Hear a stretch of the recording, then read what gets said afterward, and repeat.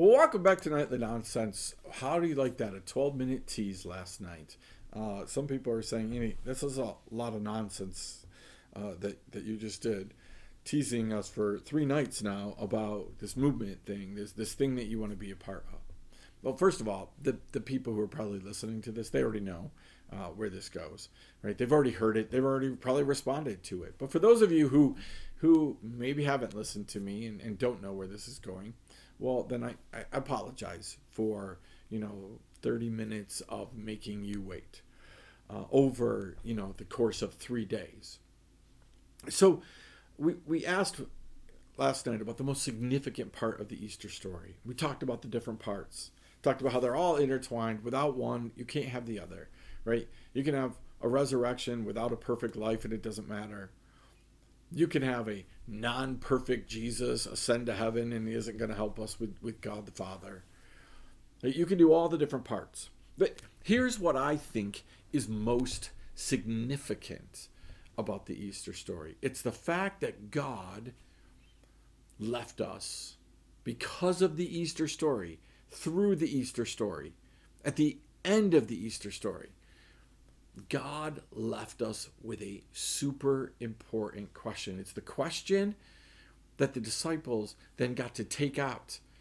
They got to do the Great Commission. We get to do the Great Commission, hopefully based upon this question. It goes way back to the first night when he said to you, we have this pendulum swing. And we've got the optimistic, this is the worst it's ever going to be, look at life. And this is the best it's ever going to be, look at life. It's about eternity. And the question in the middle of that, right? Here's the pendulum. Best it's going to be, the worst it's ever going to be, right? Best it's going to be, the worst it's ever going to be. And right dead center in the middle is a question. It's a question that actually swings the pendulum. It causes you to go one way or the other. It's the place that as you and I live our life, well, we want to stay right there. And the fact that people don't deal with the question creates a state of lukewarmness in their life. It's a question that is followed by an admission. It's the admission that gets us to what are we going to do with the question.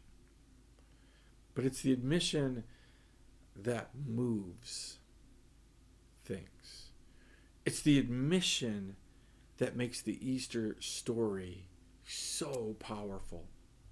It's the admission that makes the Easter story personal in nature. So let me tell you what I mean. If you look at Matthew chapter 16, you're going to see right before all of this happens to Jesus, the trial, the resurrection, the Passover, right, the Last Supper, all of those things, right before all of those things, there is a interaction that I think sums up what the Easter story is all about, what it's for. And it starts in verse 13, and it says, when Jesus came to the area, the region of Caesarea Philippi, right? He asked his disciples, who do people say the Son of Man is? Well, there's the question. Only this question is how most of us would prefer it to be worded. Hey, who do the people sitting around you in church? Who's your pastor? Who are your leaders? Who do people say that the Son of Man is? We love corporate. We love the songs that say, our God reigns. We love it, we love it, we love it. We love the songs that say, ours, we together. We can be part of a group, and it's fantastic. And we go to church. The truth is, being a part of your church isn't going to send you to heaven. Knowing your pastor isn't going to send you to heaven. Worshiping with your worship team isn't going to get you to heaven. None of those things are going to get you to heaven. You aren't going to get to heaven because you say, our church believes, and hand the statement of faith. Our church believes that God is this. Our church believes that Jesus is this.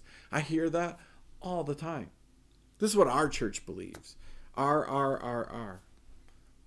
What your church believes isn't going to get you to heaven unless you change the corporate nature of it to personal.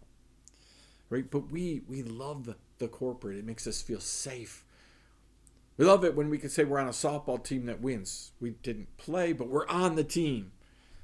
We love it when our favorite basketball team wins, our favorite football team wins, our favorite baseball team, hockey team, right? We love it in the Olympics because the Olympians, the U.S. Olympians or whatever country we're from, we love it. We love it because we get to say, we won, we won, we won.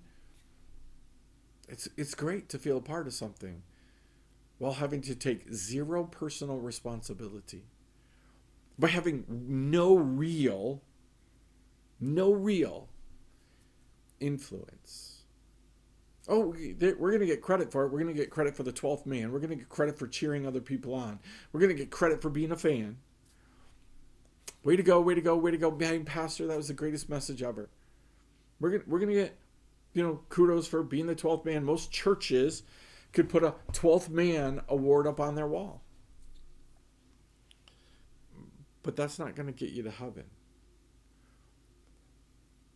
So tonight, I want you to look at this, and I want to start off by getting you to answer that question. Who do people say that the Son of Man is? Who do people say that Jesus is? Do you know that every major religion, with almost no exceptions, every major religion recognizes Jesus as a teacher, as a prophet, as a good man? They're not going to deny the existence of Jesus. Even atheists, agnostics, all kinds of people, they don't deny that Jesus existed. They're going to say he was a good guy, he was a good man, right? Every major religion acknowledges to some way, shape, form who the Son of Man is. Do you recognize that? Do you understand that everybody has an idea? Those around you have an idea of who Jesus is. So I want you to take a moment and I want you to think about that. Just chew on it for a second. Who does my church say Jesus is? What does my denomination say Jesus is?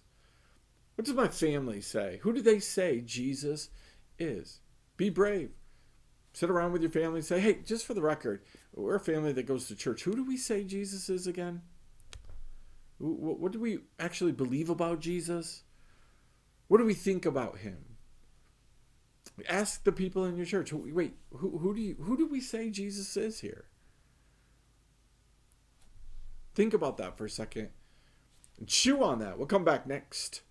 Well, we'll come back tomorrow night, and we'll continue on with this discussion of the most important question, but the admission and the response that goes with that. We'll see you next time right here, Nightly Nonsense.